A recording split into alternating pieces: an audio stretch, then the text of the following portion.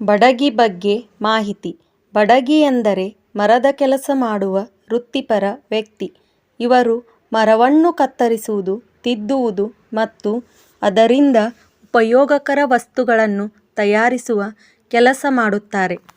ಬಡಗಿಯ ಕೆಲಸಗಳು: ಮನೆ ಬಾಗಿಲು, ಕಿಟಕಿ, ಕುರ್ಚಿ, ಮೇಜು, ಅಲಮಾರಿಗಳು ತಯಾರಿಸುವುದು. ಮರದ ಫರ್ನಿಚರ್ ದುರಸ್ತಿ ಮಾಡುವುದು. ಮನೆ ಕಟ್ಟಡಗಳಲ್ಲಿ ಮರದ ಅಳವಡಿಕೆ ಕೆಲಸಗಳು. ಕಲಾತ್ಮಕ ಮರದ ಕೆತ್ತನೆಗಳು.